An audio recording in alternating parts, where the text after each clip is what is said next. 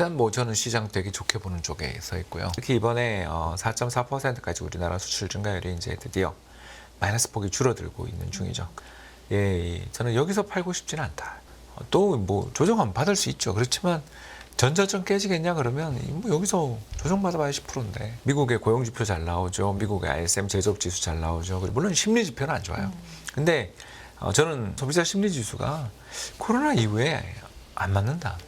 결국 사람들이 정말 소비를 하느냐 마냐 이런 것들을 봐야 되는데 사람들의 소비를 결정짓는 가장 중요한 요인은 실업률이에요. 네. 실업률이 역사상 최저인데 돈 안 쓰겠냐 이거죠.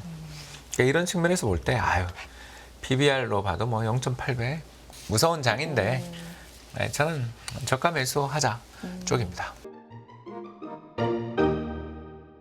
프리즘 투자자문 홍춘욱 대표 나와 계십니다. 대표님 어서 오십시오. 네, 안녕하세요. 안녕하십니까. 네. 반갑습니다. 오랜만에 모셔서 또 반갑고 그동안에 여쭤보고 싶은 게 또 많이 쌓여서 그 부분도 좋습니다. 하나하나 좀 여쭤보겠습니다. 일단 현재 시장 진단 좀 부탁드리겠고요. 일단 10월도 벌써 중순이 지나가고 있습니다. 시가 진짜 빠르다는 생각이 드는데 전망도 함께 부탁드립니다. 일단 뭐 저는 시장 되게 좋게 보는 쪽에 서 있고요. 시장이라고 하면 주식 시장 뭐 말씀하시는 거예요? 주식이랑 경기다. 경기 다. 네. 예, 뭐 물론 이제 그 하마스와 이스라엘의 전쟁이 어떻게 되느냐 네. 이런 것들은 뭐 저희가 알 수 없는 영역이니까 네. 저는 모른다 그건. 왜냐하면 우리가 정보력이 없어요. 한국 사람들이 아무리 노력하고 열심히 뭐 하지만 사실 뭐 9.11 테러 때부터 지금까지 수많은 역사적 사건에서 한국이 먼저 정보를 알고 대비했다는 흔적을 발견할 수가 없다. 네, 그렇다면 그거 예측하려는 걸 포기하고 사태가 벌어지면 수정하면 될 일이지 그 전망, 전쟁이 어떻게 된다 만다를 가지고서 투자에 베팅한다 너무 어려운 일이고요. 잘 대응하는 게 중요하고 그러면 우리가 할 수 있는 일을 해야 되는데 가장 중요한 할 수 있는 일이 뭐냐? 수출을 보는 거다. 이런 거죠. 그죠? 우리나라는 기본적으로 수출로 먹고 사는 나라이고 특히 전체 우리나라 GDP에서 차지하는 뭐 그런 비중이 한 절반 정도 되는 내수는 날이 갈수록 계속 이렇게 위축되고 수출은 기업들의 경쟁력 개선에 의해서 잘 되고 있는 나라니까 특히 이번에 4.4%까지 우리나라 수출 증가율이 이제 드디어 마이너스 폭이 줄어들고 있는 중이죠. 그림 한번 보여주시면 네. 감사하겠는데 현재 그림은 우리나라의 수출이랑 미국의 ISM 제조업 지수를 그려놨습니다. 예, 저는 여기서 팔고 싶지는 않다. 아무리 시장이 무섭고 두려워도 여기서 그렇게 빠져봐야 여기서는 거의 리스크 없는 레벨. 그러니까 있다 하더라도 또 뭐 조정은 받을 수 있죠. 그렇지만 전저점 깨지겠냐 그러면 뭐 여기서 조정 받아봐야 10%인데 그렇지 않습니까? 2,400대니까. 자, 네. 그럼 보시면 파란 선이 ISM 제조업 지수인데 이게 우리나라 수출의 강한 선행성을 보이고 있고요. 특히 마우스가 잘 나오나요? 네. 네, 잘 나오네요. 보시는 것처럼 최근에 9월달 지표가 좋아졌습니다. 그래서 미국의 고용 지표 잘 나오죠. 미국의 ISM 제조업 지수 잘 나오죠. 그리고 최근에 뭐 여러 가지 경제 지표들이 잘 나옵니다. 물론 심리 지표는 안 좋아요. 근데 저는 죄송한 이야기입니다만 소비자 심리 지수가 코로나 이후에 안 맞는다. 네, 그러니까 너무 과하게 빠졌고 전혀 회복되지 않고 있어요. 코로나 이전 수준을 회복하지 못하고 있어요. 비슷한 일이 2000년에도 있었는데요. 2000년 정보통신거품 붕괴된 다음에 역시 그 뒤에 경제가 회복됐지만 회복되지 않았어요. 심리는. 이런 것들을 보면 소비자 심리 지수가 어떠네. 그거는 이제 저는 이제 안 보는 데이터고요. 그런 데이터는 볼 필요가 없는 것 같고요. 그렇다면 우리에게 남아있는 건 뭐냐. 결국 사람들이 정말 소비를 하느냐 마냐. 이런 것들을 봐야 되는데 사람들의 소비를 결정짓는 가장 중요한 요인은 실업률이에요. 네. 실업률이 역사상 최저인데 돈 안 쓰겠냐 이거죠. 그러니까 이런 측면에서 볼 때 PBR로 봐도 뭐 0.8배 후반 그 정도밖에 안 나오고 더 나아가 수출도 선행지표인 미국의 제조업 지수가 반등하고 있는데 저는 뭐 지금 시장은 매력 있는 레벨이다. 너무 무서워하지 말자. 빠지면 사자. 뭐 이렇게 말씀을 드릴 수밖에 없는 시장이 아닌가. 오늘 아무튼 험할 걸로 예상되는데 실적도 안 나오고 유가도 지난 주말에 5%나 오르고 정말 뭐 무서운 장인데 저는 저가 매수하자 쪽입니다. 지금 보여주신 저 그래프만 봐도 절대적인 수치로는 아직도 좀 낮은 레벨대지만 추세, 흐름을 보면 어쨌든 고개를 들고 올라가는 흐름이 있기 때문에 여기서는 무서워 단기적으로는 뭐 왔다 무섭죠. 갔다 하겠지만 무섭죠. 네, 그렇지만 팔고 싶지는 않다. 예, 저는 대표님은. 올해 시장은 뭐 종목에 따라는 다르겠지만 시장 네. 전체로 봤을 때는 올해 팔면 후회할 것 같다. 예, 작년 연말에도 마찬가지 이야기를 들었는데 아무튼 올해는 팔면 후회할 것 같다 이 말씀드리고 싶습니다. 그런데 대표님이 우리 경기도 그렇고 뭐 미국 경기도 그렇고 전반적으로 저는 긍정적으로 봅니다라고 두 갈식으로 시원하게 설명을 해주시고 이제 시작을 해주셨는데 사실 미국만 좋다라는 이야기가 좀 계속 이어지고 있잖아요. 특히 우리 같은 경우는 좀 취약한 부분이 많다라는 얘기도 뭐 계속 좀 드리고 있는 상황이고 어떻습니까? 이런 부분은? 예, 뭐 우리나라 후행이에요. 그러니까 이제 뭐 삼성전자가 실적 좀 잘 나오긴 했지만 네. 60조, 50조씩 벌던 회사가 2조 이익 났다고 좋아하는 게 그게 그래도 예, 제가 봤을 때는 네. 그건 거의 그 정신승리다. 뭐 바닥을 찍었다라는 데 의미를 좀 두는 곳이 많으니까요. 글쎄요, 바닥인지는 모르겠고 바닥권으로 가고 있는 거지 바닥은 모르겠습니다. 왜 그런가 그림 한번 보여주시면 감사하겠습니다. 네.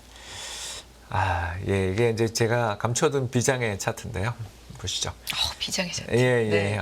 파란 선은 주당 순이익입니다. 그러니까 한국의 주당 순이익 포워드 값, 그러니까 향후 12개월에 대한 이익 예상치 뭐 그렇게 네. 부르는 값인데 꺾였죠. 파란 네. 선 봐주십시오. 파란 선 꺾였습니다. 네, 네. 그러니까 시장의 조정 가능성이 상당히 높아지고 있었죠. 언제부터 한 7, 8, 9 계속 높아지고 있었던 거죠. 예, 그런 게 왜 나왔나? 빨간 선이 우리에게 이제 주목하는 건데 이게 뭐냐면 우리 아까 이야기했던 미국의 ISM 제조업 지수는 종합 지수고요. 그러니까 전체 뭐 고용, 투자, 소비 뭐 이런 거 다 합친 거.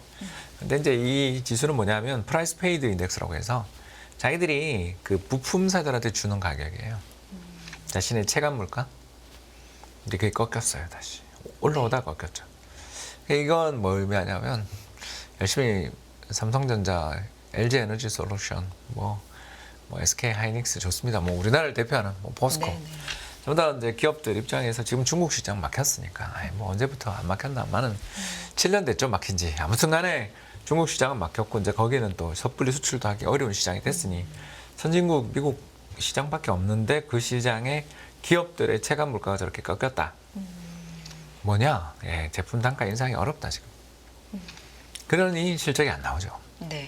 그래서 너무 2022년에 너무 안 좋았다가 잠깐 반등한 거가 다시 꺾인 상황인데 적어도 이게 상향 조정보다는 그냥 둔화 내지는 조정 정도로 보이는데 외국인이 한국을 왜 사며 한국 기업 실적이 지금 당장 좋아지기는 어렵습니다. 그러니까 지금 어떤 장세냐면 결국 우리는 금융 장세지 실적 장세 아니라는 거예요. 실적 그거는 기대로 가는 거고 예상보다 더 나빠서 계속 혼나는 실적 발표 때마다 시장이 힘든 해지 실적이 좋아져서 오른다 그건 내년 이야기. 올해는 뭐다? 금융 장세. 금리 떨어지는 거 하나만 보고 버티는 장세인데 미국 시장 금리 올라버리니까 그 재미가 없죠. 그러니까 실적도 안 나오고 미국의 금리 인상 때문에 지금 밸류에이션 매력도 없어 보이고 왜냐하면 채권 사는 게 훨씬 매력이 있으니까 이 두 가지가 겹쳐서 시장이 조정을 받은 거죠.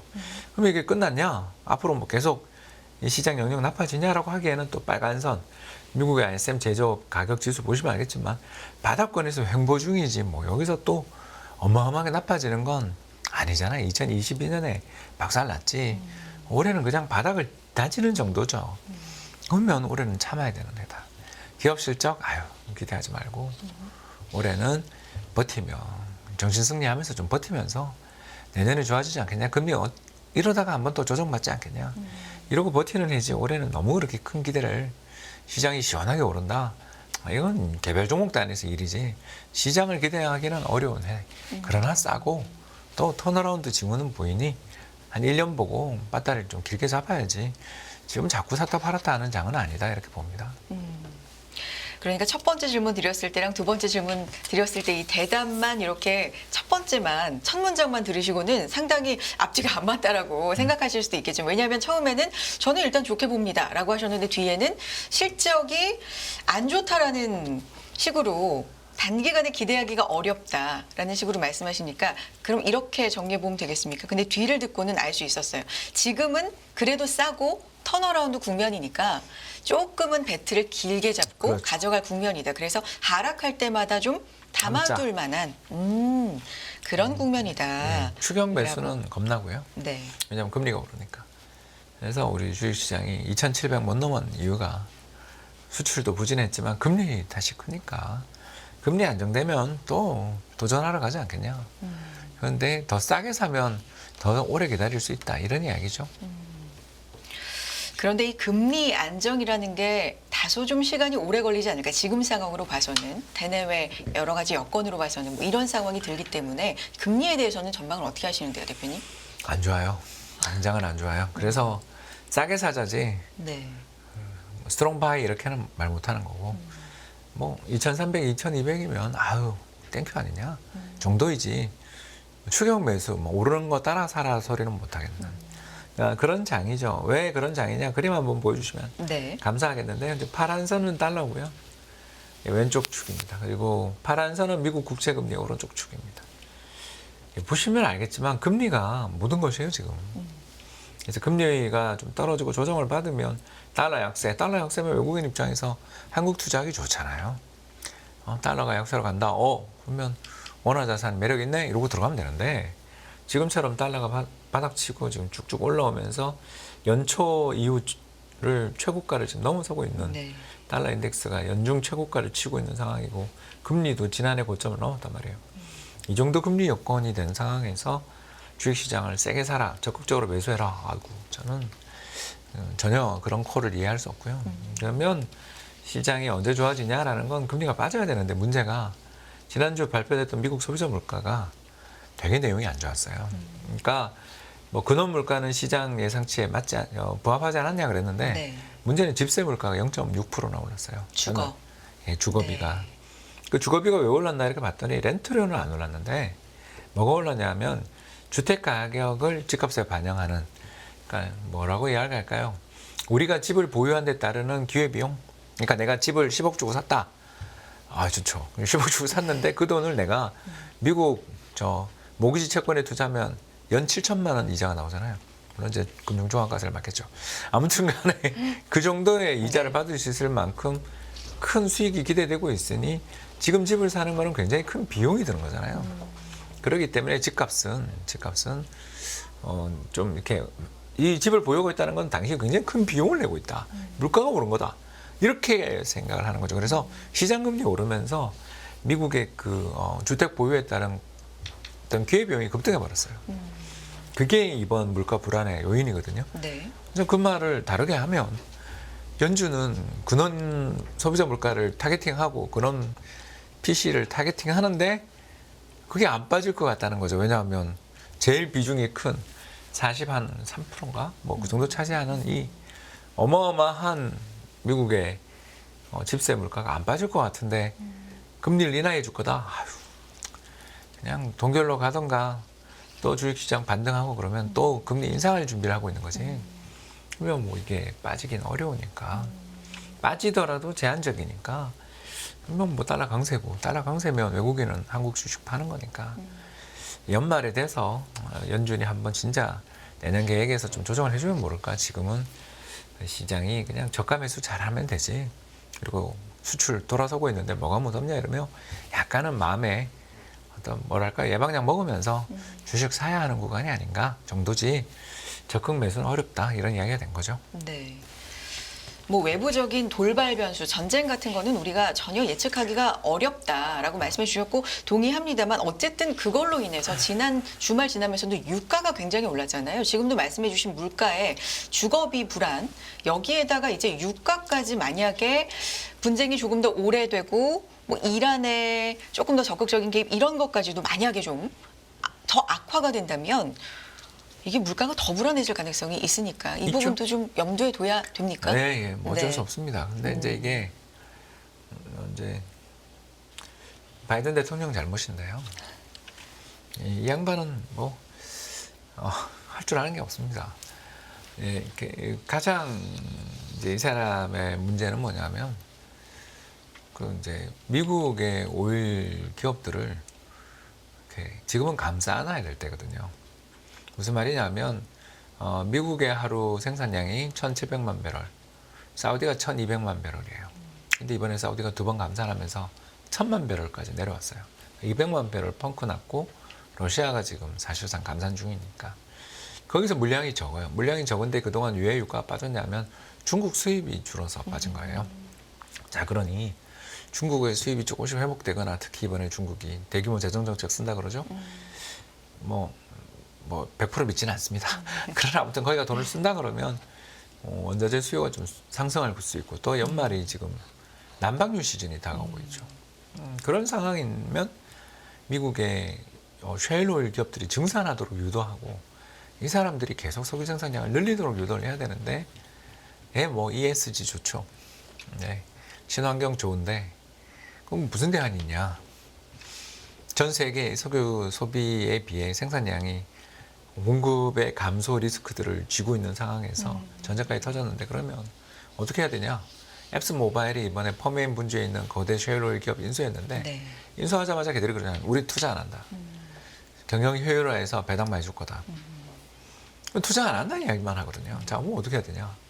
채찍을 휘둘러야 돼요. 지금 당근을 줘야 돼요. 당근을 줘야죠. 근데 뭐 횡재세가 어떠니 뭐 그죠? 기름값 올라서 너네 돈 많이 벌었으니까 세금 많이 내. 여러분 누가 투자합니까? 예, 뭐 정신승리 좋죠. ESG 좋고요. 근데 올해 겨울 어떡할 건데요? 내년 선거 생각이 없는 거죠. 그러니까 이렇게 죄송합니다만 전 세계 정부들이 다 리더십이 없고 저 중국의 시주석 문제만 뭐 우리가 몇 번 이야기했지만 미국도 무능하게 마찬가지고요. 그러니까 지지율이 저 모양인 거고요. 그래서 누가 되든 별로 그렇게 화끈한 해결책이 없는 상황에서 연준만 들고 있는 수단은 금리밖에 없으니까 네. 이 핑계를 또 대겠죠. 그래서 뭐 연말에 금리 한번 인상이 있지 않겠나 걱정하는 게 사실 전쟁 때문이죠.